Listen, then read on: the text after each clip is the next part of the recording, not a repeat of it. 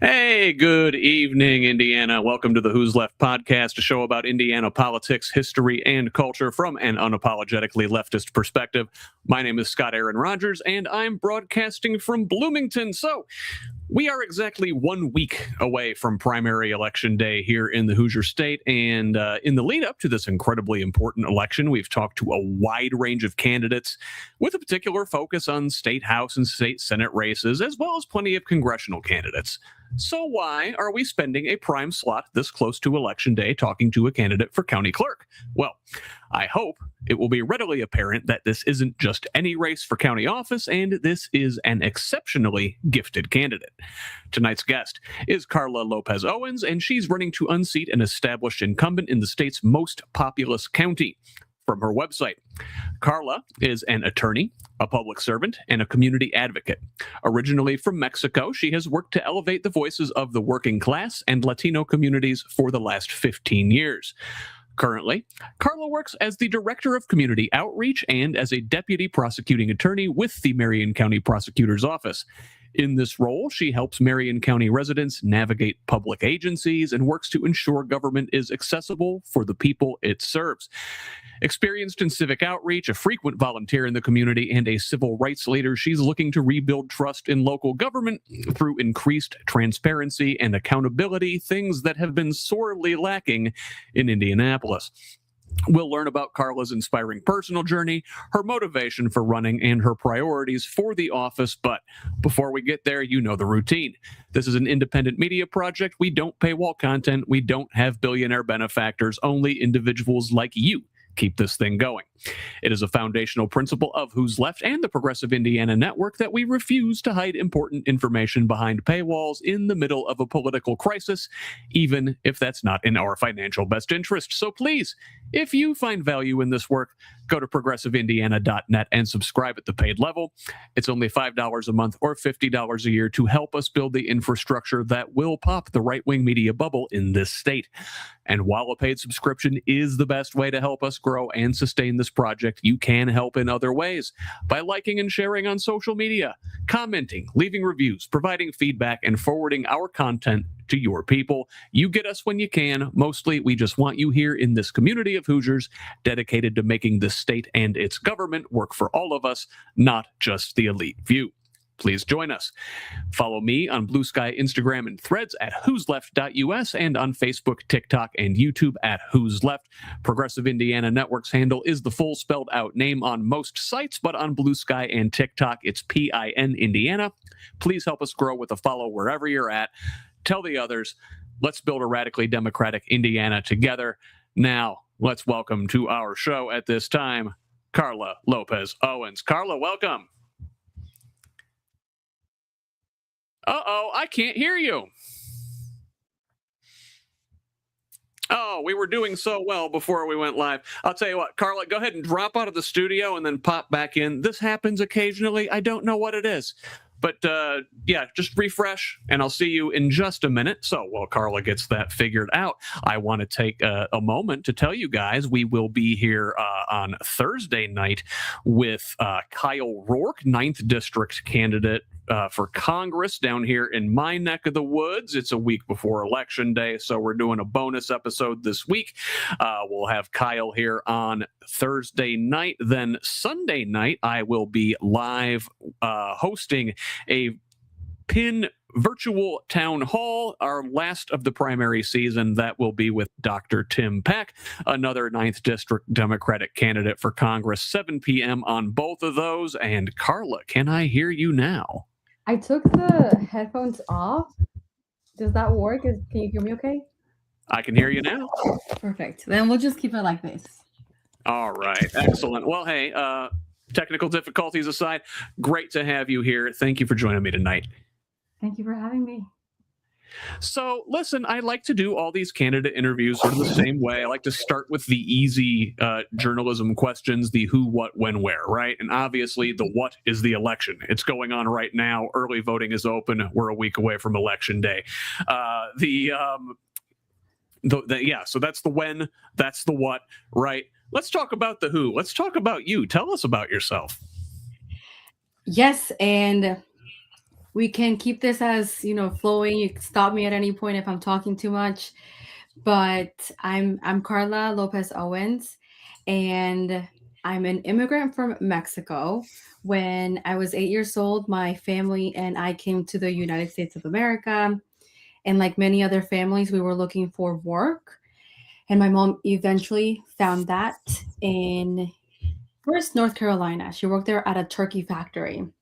And it very quickly became evident that she was unable to keep up with the pace of the required quotas that they have for the turkeys, the turkeys that they were killing. So it's awful. The conditions are horrible. I've heard about the conditions of some of these meatpacking plants. They're brutal. Part of the reason why I'm also a vegetarian now. So beyond the exploitation of animals, the exploitation of the workers, I mean, it's just horrible. It's inhumane. And because she was unable to keep up with that pace, then my aunt who lived here in Indianapolis called my mom one day and said, "Hey, there's a job here. Come work as a housekeeper." And so that's kind of how we ended up in Indianapolis, Indiana. But we've lived all over the county and the state. So fast forward, I grew up interpreting. I grew up translating for not just my mom, but my family. And we would go into these spaces, a lot of professional settings, maybe the doctor's office, maybe the attorney's office.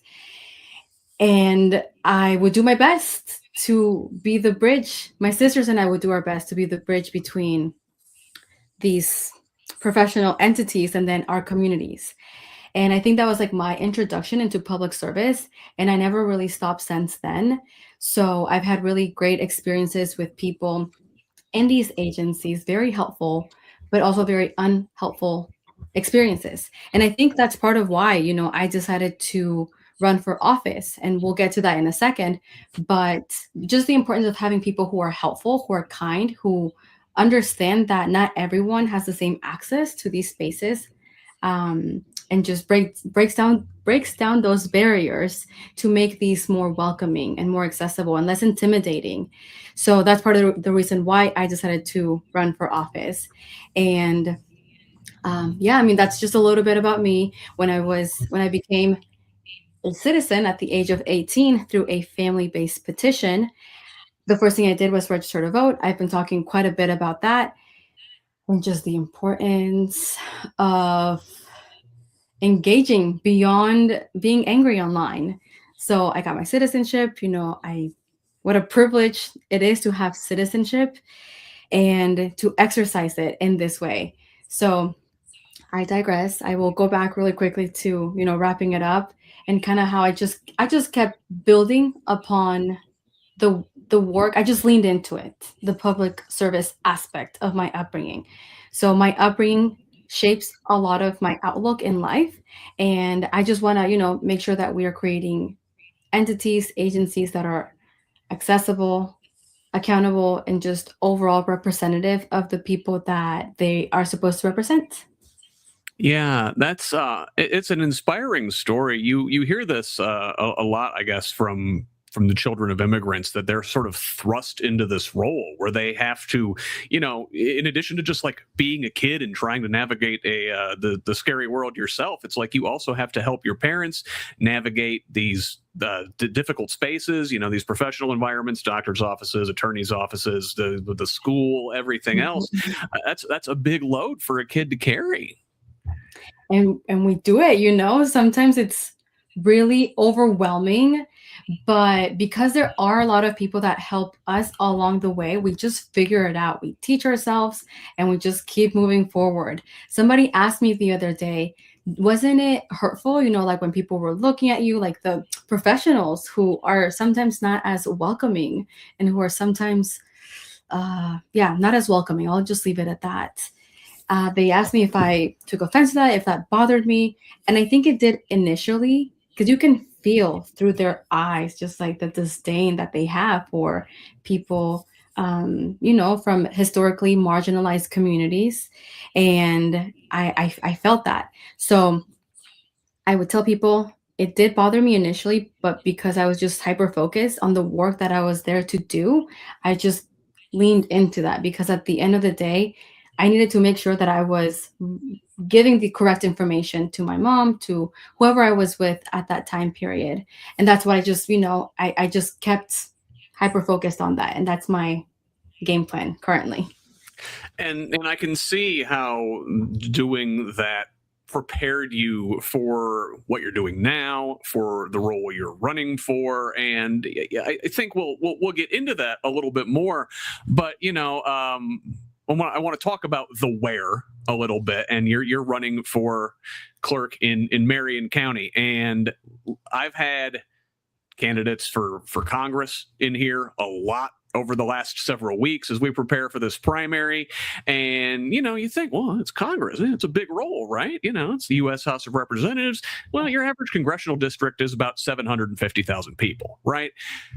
You, as a countywide elected official in Marion County, would be representing more people than any congressperson would. That's big. And it's exciting. It's just like, what a fantastic opportunity to mark ourselves on the map. I think about Lake County. I think about Marion County, which are currently the most populous, the most diverse counties in the state of Indiana.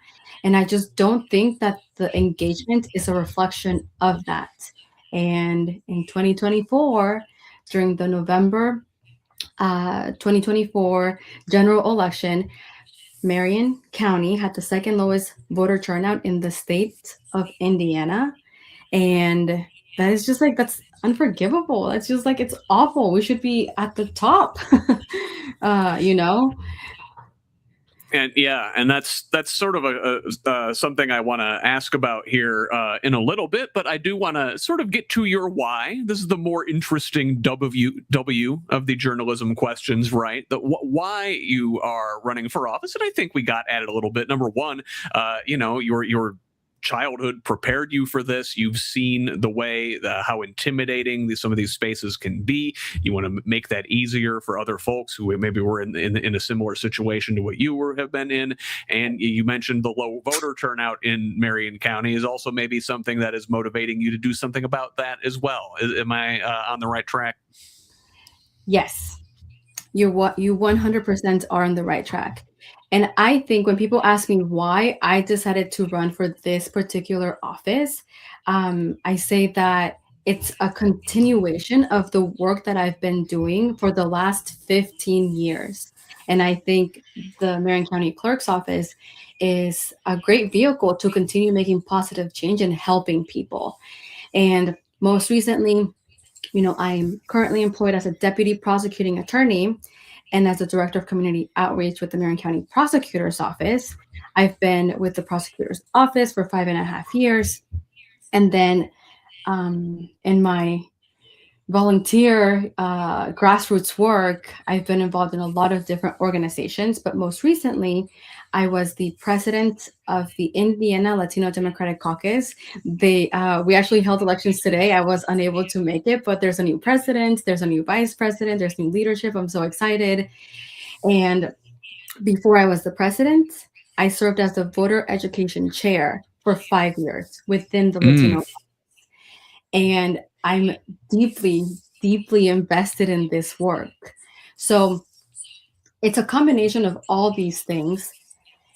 And, where can I help the most people? How can I support the most neighbors, the most constituents? And I saw this role as the perfect opportunity, the perfect vehicle to continue doing that work.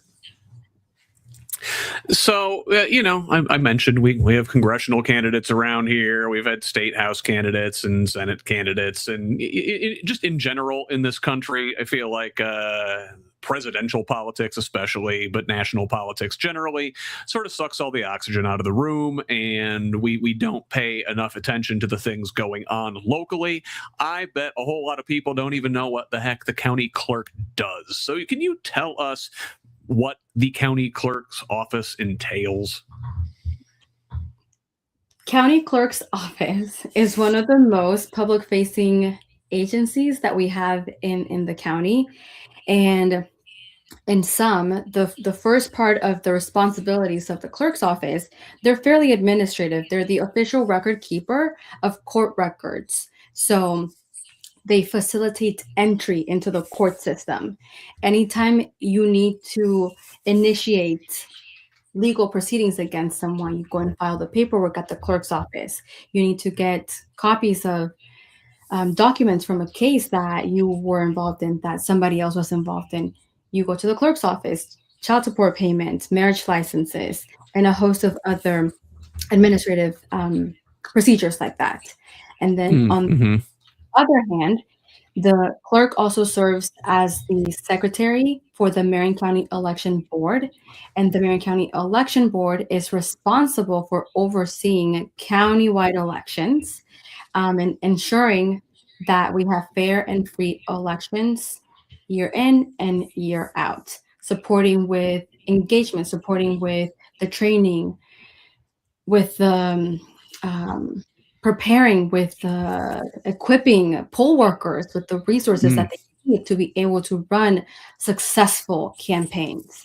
And I have a lot of ideas on how we can make this a thriving space where everybody feels supported, where everybody feels like they have the information they need to make sure that they're doing their best job during the election cycles. Yeah, well, I guess let's dig into that. Some of your ideas, I guess. You said this is a largely administrative role. It is just a lot of, you got to go by the book and check this, and this is the paperwork that goes along with whenever this thing happens in government, whether it's a marriage or child support or what have you. How much leeway is there to do things and make big changes, and or is it in many ways just sort of like changing the culture of government? That's a great question. I think I'll answer that by sharing with you that I have seen what immediate progress looks like through my work at the Marion County Prosecutor's Office in my role, not just as the Director of Community Outreach, but also as a Deputy Prosecuting Attorney that works in circuit courts. I feel like a social worker more than a prosecutor because of all the social service needs that people coming into the court system, like there's a lot of things we have to address first before we can address the merits of their case, right? So I think through a people first approach, that would be like my first answer. I think there's a lot of leeway on that, taking the services to the people where they're at, expanding on some of the already existing initiatives and complementing what already exists, because there's a lot of folks who have been there for a long time who know the systems inside and out.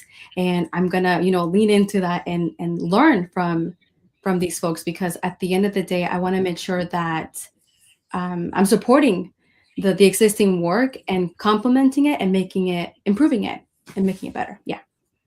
What are some things there that are going on in the office right now that you think could use improvement? I'll go, at the risk of sounding repetitive, I'll go back to the people first approach, taking the services to the people where they're at. And in my courtroom, I'm in circuit court. I oversee the hardship licenses, and I appreciate that court a lot because of how accessible it is. We have a lot of pro se people, or people who are not represented by an attorney. They go and they represent themselves. So they go in they're the ones who filled out their own paperwork. They're the ones who filed their own paperwork. And I appreciate how accessible like this court is. But to that end, I know that there's a lot of things that we as the state, because I represent the state of Indiana in these proceedings, and then the judge, that we have to do to ensure that the person who's there on their own understands everything, like understands what our responsibility is, what the judge's responsibility is, what their responsibility is. And because that would typically be the job of the attorney, right? And we do a lot of that, and making sure that they understand, hey, this is when your next court hearing is. This is when, you have to go and pay this fee to the BNB and not to us. you go and get your insurance with this agency and not through the state. So those kinds of things. And in doing this work, we're out in the community quite a bit. A lot of people have questions. And again, I love what I do because I always have my computer with me. People have questions, and I'm like, you know what? I actually can help you answer that. Let me pull out my computer and show you. Here's what your portal looks like. Here's how you can log in to access your portal. Here's where you can find the information that the judge was asking you about on this day or that day. And again, just like through having a very aggressive public presence, I think we can bridge a lot of those gaps and ensure that people feel like they're being supported, through these procedures. So again, just taking the services to the people where they're at, whether it's through community outreach events, whether it's through internal programming, just expanding on that and making myself available for questions, because I think visibility is important. And for better or worse, when you sign up to be a public servant, that's what you sign up for. I feel like my time doesn't belong to me anymore. It belongs to the community because that's what I signed up for. So I just take it in stride. I love it. I love people. I love working with people. And I know what it's like to struggle to reach, these agencies. Like, I know what it's like to demand equal access. And I want to do that for everybody in Marion County. It can be intimidating, right? And like going back to your childhood story, I imagine as a child, especially, that was intimidating. I imagine for your mother, as somebody who probably didn't speak a whole lot of English, it was intimidating to have to interact with government. It's intimidating for a lot of people who were born here and speak English and to interact with government anyway, right?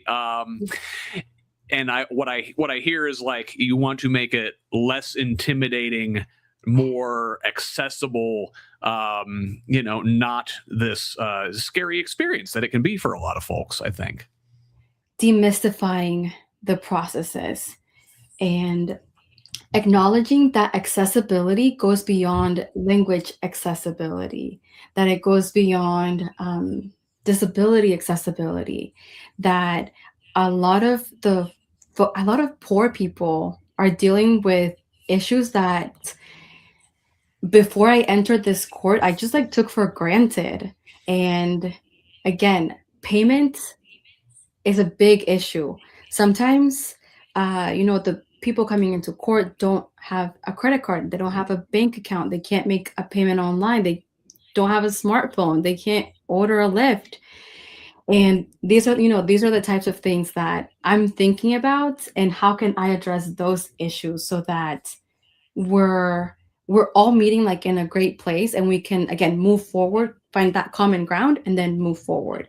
Is it getting more bus passes? Is it strengthening the relationships that we have with other agencies? Is it expanding collaboration? So I don't know if I answered your question, but yeah. No, it's a lot of stuff like that we take for granted, like bus passes or the smartphone issue. And I think a lot of folks just think, well, yeah, everybody, you just drive in. What, you use your phone, you use the parking app. I mean, what?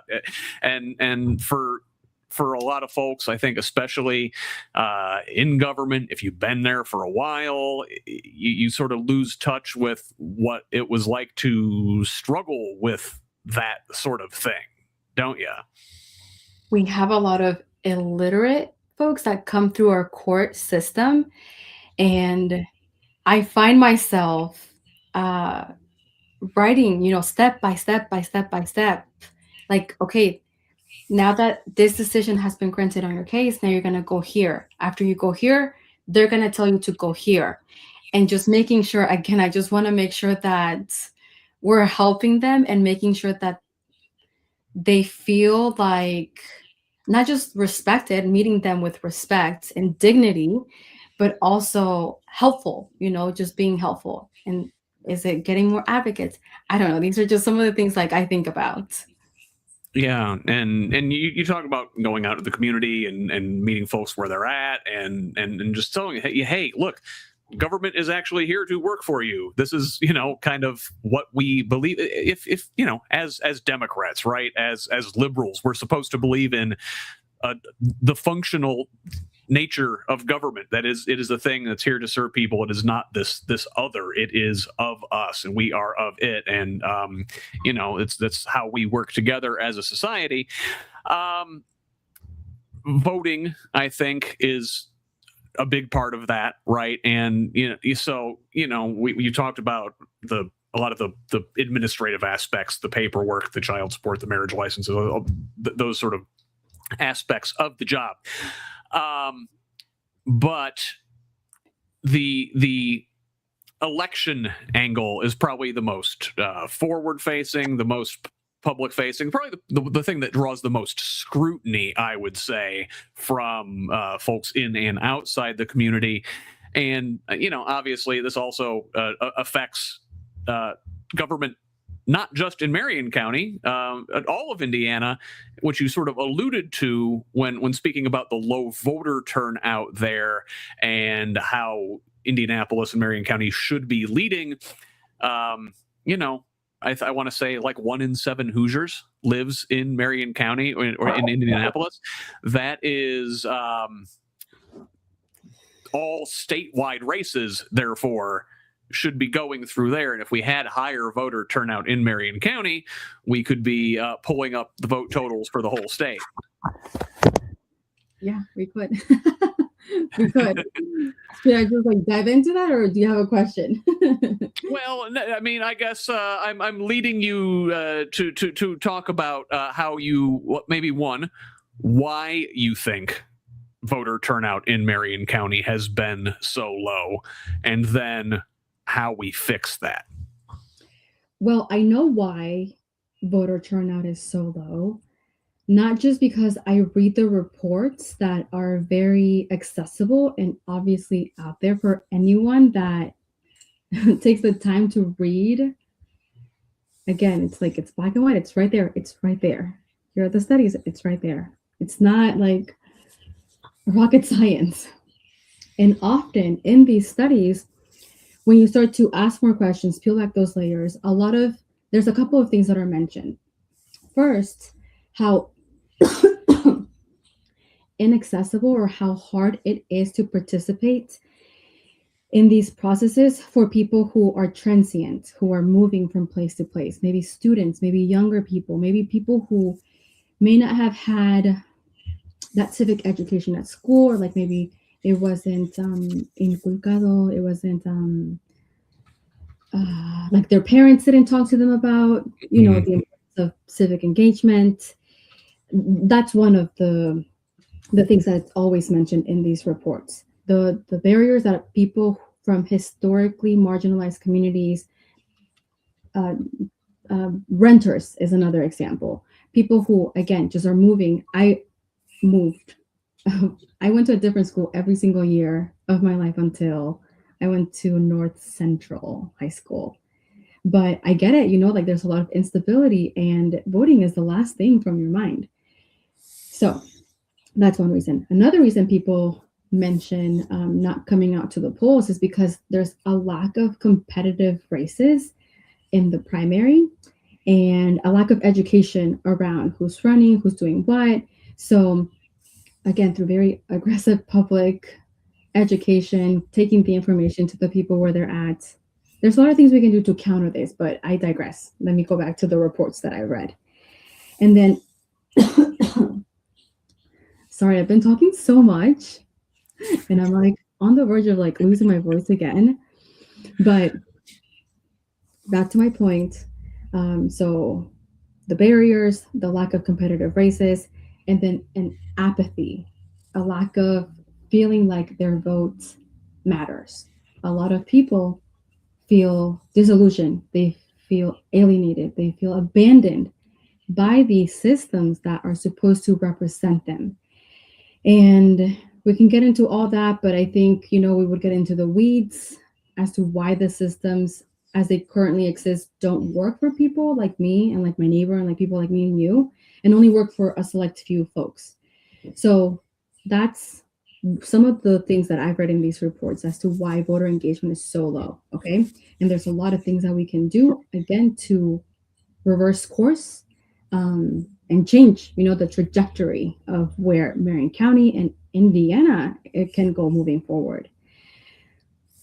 To the first angle, again, at the risk of sounding repetitive, through a people-first approach and engaging folks either at their apartment complexes, maybe we're hosting internal programming, maybe more soccer clinics. I don't know, you can get creative. There's a lot of room for creativity. And you have to be resourceful. That's another thing, because when you work in government, money is not always there. But that's okay, you get resourceful. So meeting people in these spaces where historically we haven't had a presence, and opening up yourself for engagement that way. But it has to be consistent. It has to be public, and it has to be in a meaningful way. So it's not just like, okay, everybody, hey, here I am. I'm staying for a couple minutes. Bye. You have to be there with the people and actually listen and work with them to address these issues.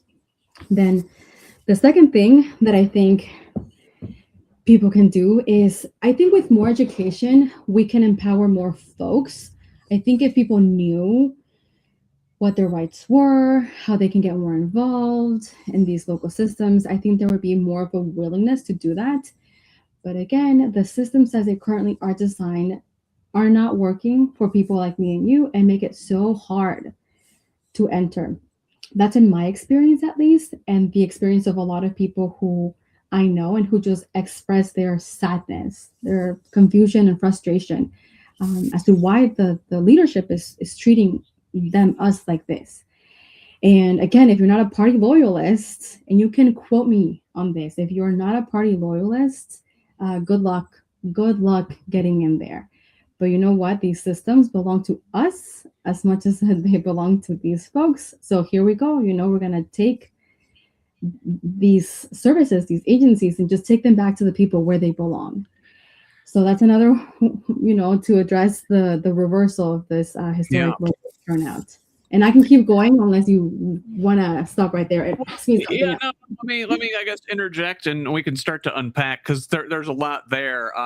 As to the why the voter turnout's so low. There's like multiple reasons, like you mentioned, and there's sort of the hurdles placed in front of folks, usually marginalized communities, people of color, elderly folks. Not in Marion County as much, but out in other parts of the state, rural folks, just people without a lot of means. And Republicans have done a good job since, Mitch Daniels was in office as governor here, of putting hurdles in front of voters, obviously starting with the voter ID, but then also, the limited amount of voting hours, the kind of early cutoff for voter registration. There are lots of hurdles placed in front of folks to get them, that want to go to the polls. But then you also have to focus on the want to side, right? You have to give people a motivation to come out.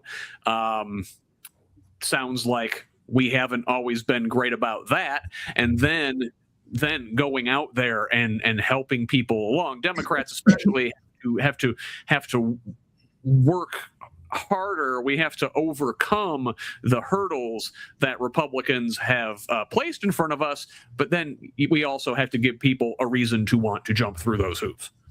And I mean, it's not just the Republicans. Again, you can quote me on this, but I also find that it's often our own party that it's discouraging. It's just, gosh, I'll just jump into what happened February of this year. February of this year. I don't know if you wanted to do a segue into that, but I do want to talk about Please.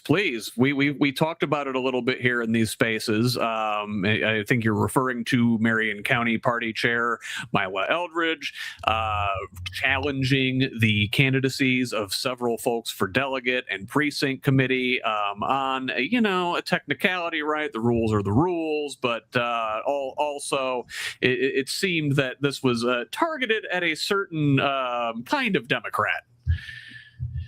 It was not several. It was not several challenges. It was dozens of challenges. And we talked about the reversal of that historic low voter turnout. In 2024, I mentioned that Marion County had the second lowest voter turnout in the state. Okay, and mind you, that was one of the most consequential presidential elections in modern history. And when asked about it, when asked why voter turnout had been so low under Kate Sweeney Bell's leadership, this is in 2024, she said she was baffled. And she went on to say that she didn't know why people were staying home, that if she knew why, she could do something about it. One of the things that you can do to reverse course is to engage people from the ground up, from these grassroots positions. And there's a party position called precinct committee person. Historically, these positions haven't been well known because the party has not done a good job at pushing the information out there. Okay. According to the Indiana Democratic Party rules, the role of a precinct committee person is to be that bridge between the neighbors and then these agencies, the party. And part of that role, there's some responsibilities that come with that role. So in theory, you're supposed to be equipped with information on, hey, this is when the primary is taking place, the general election. This is where your voting location is. This is how you can sign up to be a poll worker. This is how you can sign up your friend to be a poll worker. This is how, let me help you register to vote. Let me help your friend register to vote. Those sort of things. And engaging people, right? Engaging voters consistently. That's how you turn out those votes. Okay.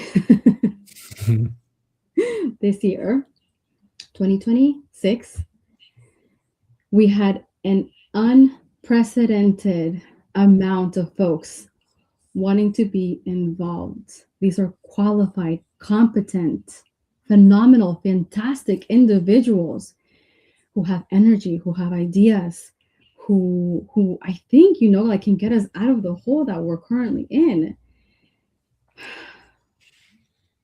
Unprecedented number of folks, okay? And for clarification purposes, these are party roles. So this is for precinct committee person, neighborhood captain, or Indiana state delegate, okay?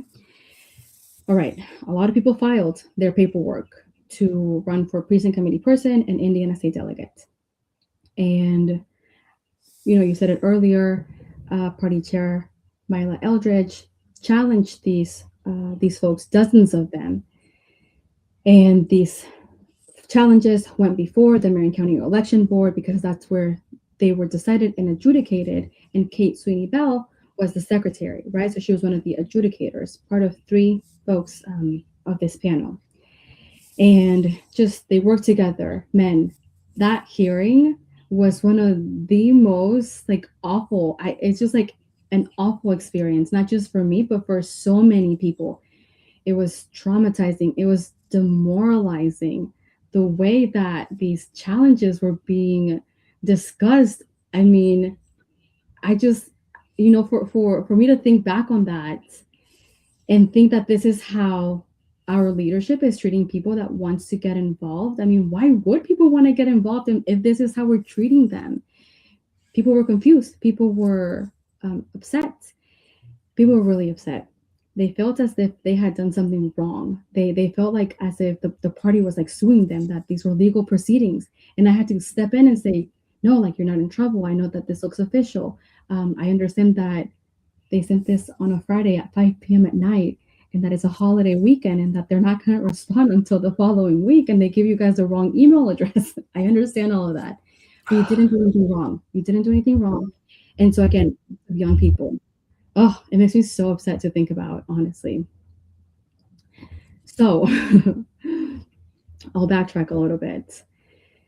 In thinking back, not just on this hearing, but on past hearings, where again, it wasn't Mila Eldridge who was the county chair, it was Kate Sweeney Bell. And it was Mila Eldridge who was the clerk. So they just, they did the old switcheroo at one point, right? In 2022. And I was looking back at I was watching back on some of the hearings, like the challenges for previous elections, or I'm sorry, for previous candidate challenges. And the similarity, like the eerily similarity of these challenges was just like, you can't get past that. So yes, they say rules are rules. And I get it, I'm telling people, I understand. I'm an attorney. I understand you need to uphold the rule of the law. But what they always conveniently always omit from these conversations are the systemic barriers that they create that keep people out. Email after email, call after call, either goes unanswered, it goes ignored, there's no accountability. There's no accountability. They have all the discretion in the world. The rules apply to them when they want them to apply to them. And when discretion serves them, that's when the rules are, that when there's a discretion and it serves them, that's when that's applied.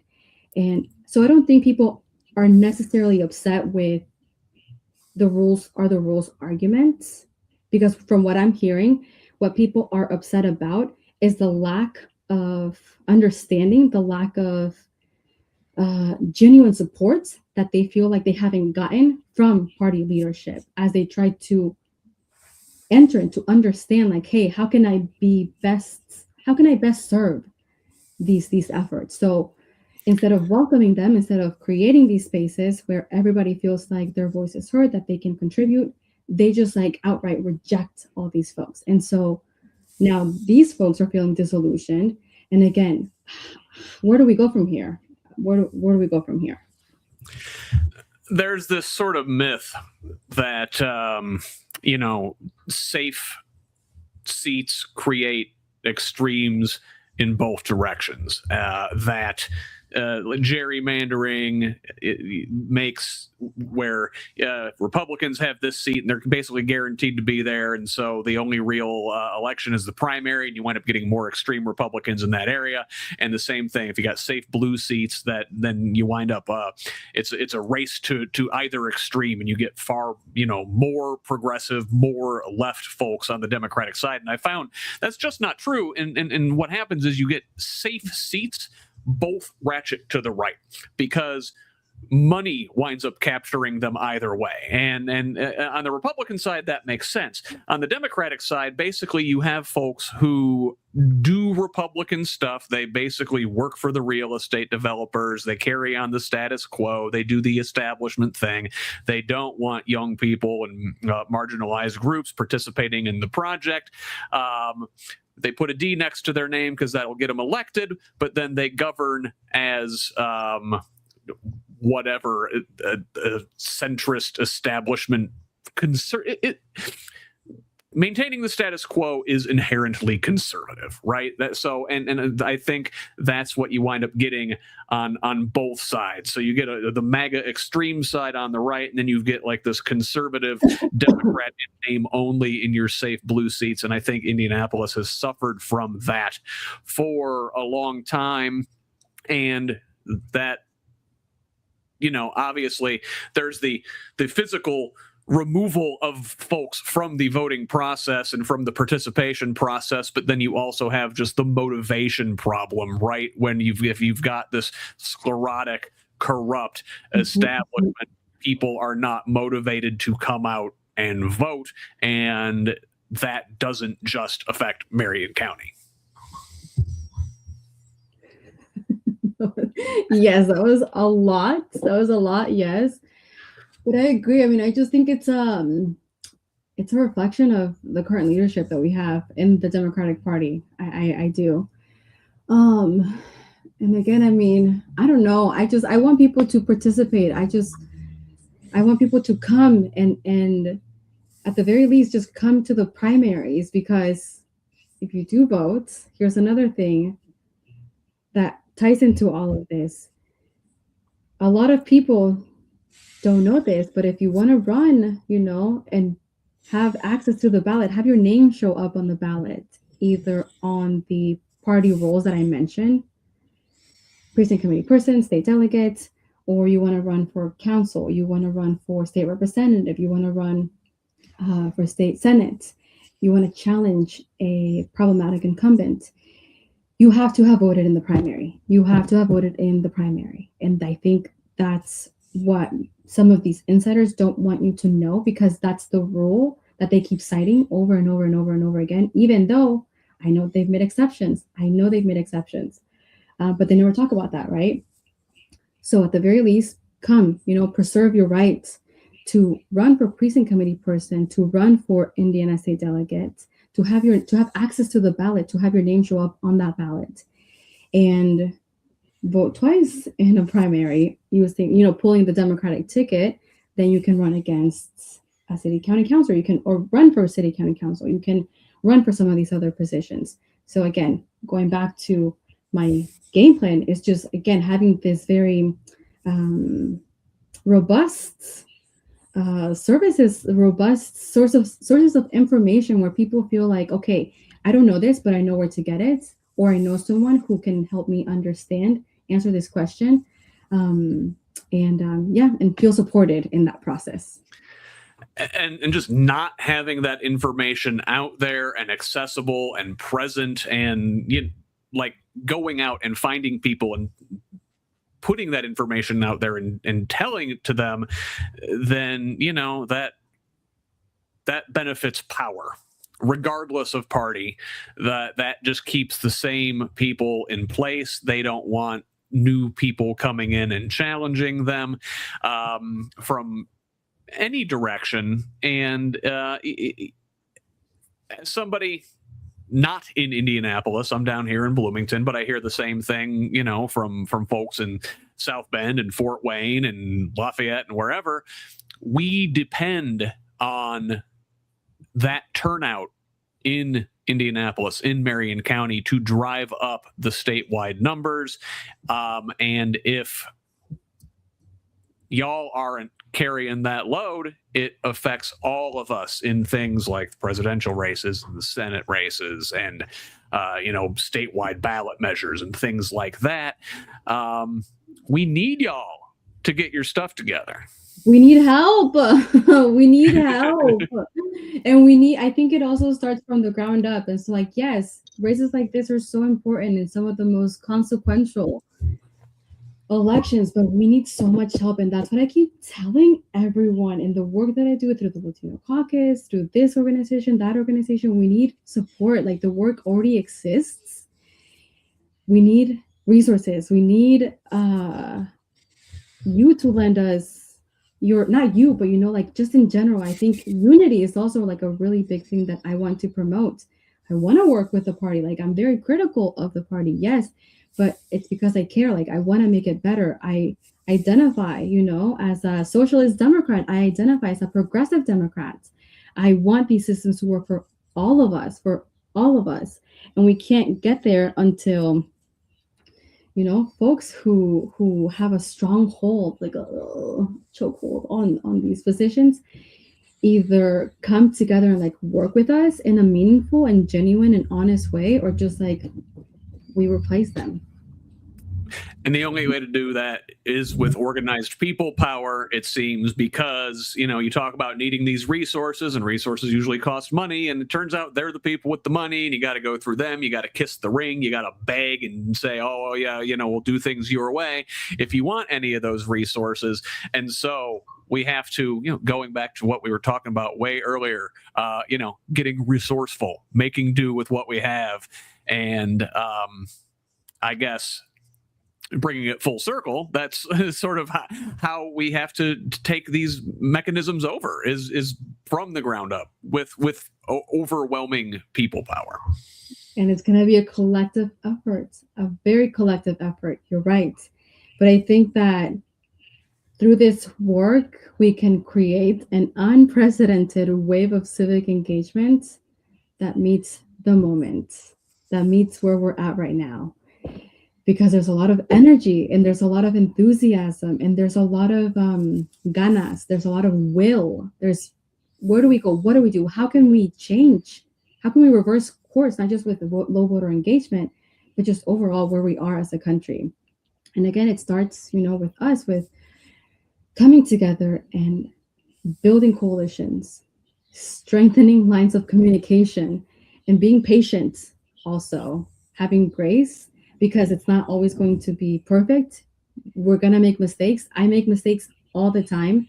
I try to acknowledge those mistakes, those shortcomings. I'm not perfect. I'm learning as I go.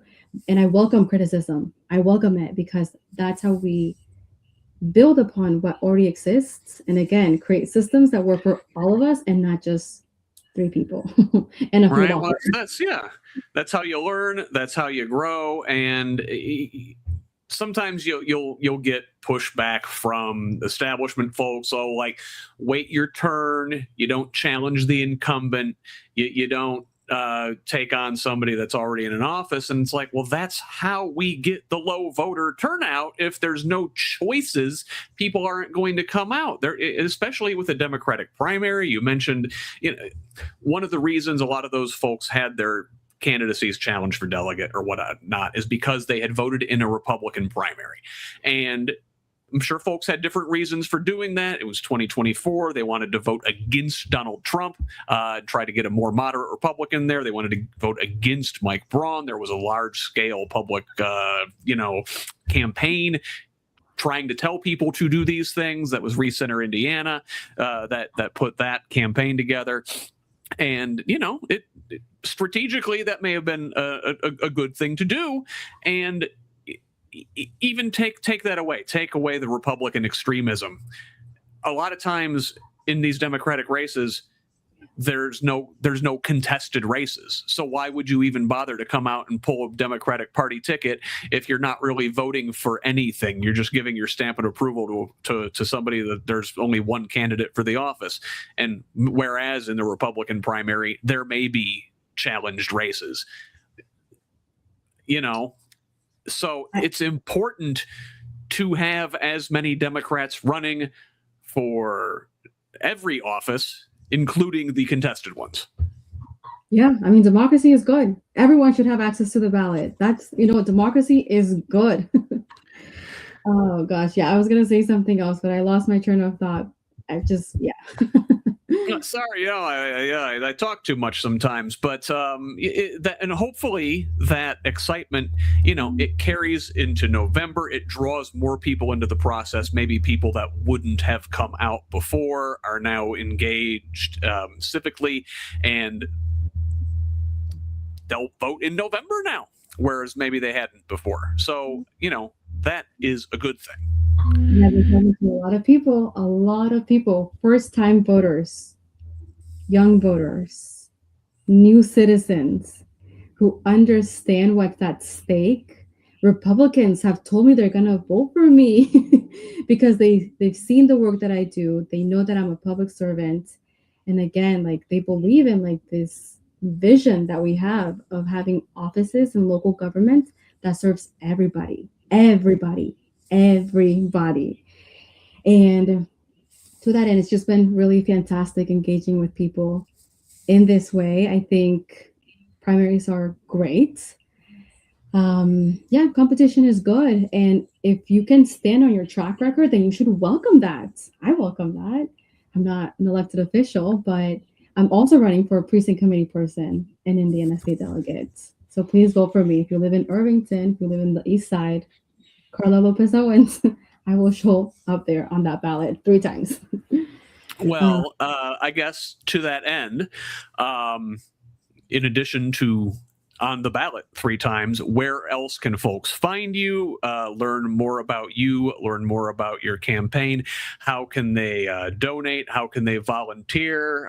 We've only got a week to go till Election Day, but time to start building that volunteer base for November after you win this thing. Again, win or lose, this is a progression moving forward. I will be doing this work irregardless of the hat that I'm wearing. I'm a public servant through and through. I'm not doing this for the money. I love public service. I love local government. I feel indebted to not just the state of Indiana. Like, yeah, it's really Republican, but my goodness, this is my home. Indianapolis is my home. And I want to keep giving back and investing and just returning the favor that I feel Indiana has given me and my family. But if people want to learn more about me, they can find me on social media. My official Instagram for the campaign is, I'm going to tell you right now because I have a couple. But let's see. My official one is Owens. So we'll go Kowens.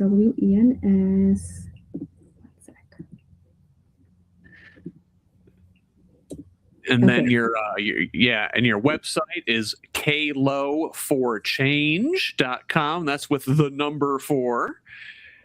Yeah, and money is important, but honestly, we don't need money at this point. We need hands on deck.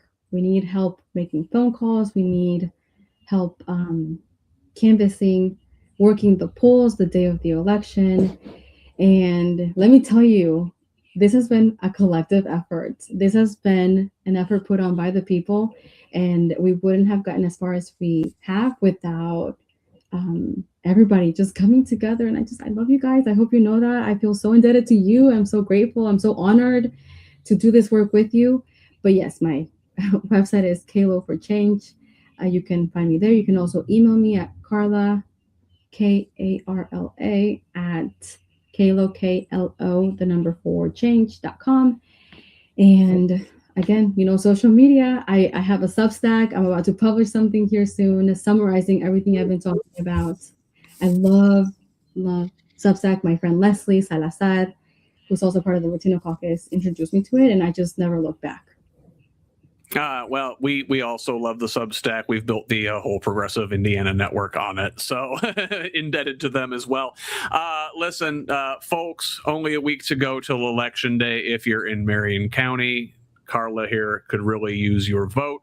And Karla, I appreciate you so much being here with us tonight. Stick around. I'm going to say goodbye to the folks, but then after the closing card, I will say goodbye to you. Karla Lopez Owens, thank you so much for joining me tonight on the Who's Left podcast. Thank you. All right. That was County 4 Marion County Clerk Karla Lopez Owens joining us here tonight on the Who's Left podcast. There we go. As I was saying earlier, when we were experiencing some technical difficulties, we will be back on Thursday night with a special extra bonus episode of the show, 7 o'clock with 9th District Congressional candidate Keil Roark. I hope to see you here for that. Then, as I am every Sunday, I will be live at 10:30 a.m. for Who's Left This Week, Indiana's only unapologetically progressive Sunday morning politics show. We will talk about the week's top stories from U.S. and international news to what's going on here in our state and how it's all interconnected. That's on YouTube, Facebook Live, and of course at progressiveindiana.net. My guests this Sunday are songwriter, performer, filmmaker, and artist Fred Miller, as well as State House District 81 candidate Sharon White. Sunday night, the final virtual town hall in our primary series with 9th District Democrat Dr. Tim Pack. Again, that's at 7 o'clock. And then next Tuesday, join me, Derek Holder, Brianna Newhart, Kelly DeLong, Carly Dunn, and a rotating cast of characters for our election night coverage. We'll break down primary results as they come in, looking at both Democratic and Republican contests, and hopefully we get to check in with candidates on site, hear some victory speeches. That we will begin our live coverage at 7 p.m. Eastern and be with you all night long. And we can't deliver any of this vital content without your support, so please consider contributing to Who's Left and the wider Progressive Indiana network with a paid subscription if you're able. This independent media project relies solely on the generosity of kind patrons like you to make this information available for free to everybody. Again, that's at progressiveindiana.net. We could also really use a follow on social media at Progressive Indiana Network on Facebook, Instagram, and Threads. Please subscribe to our YouTube channel at the same handle, and over on Blue Sky and TikTok, it's PIN Indiana.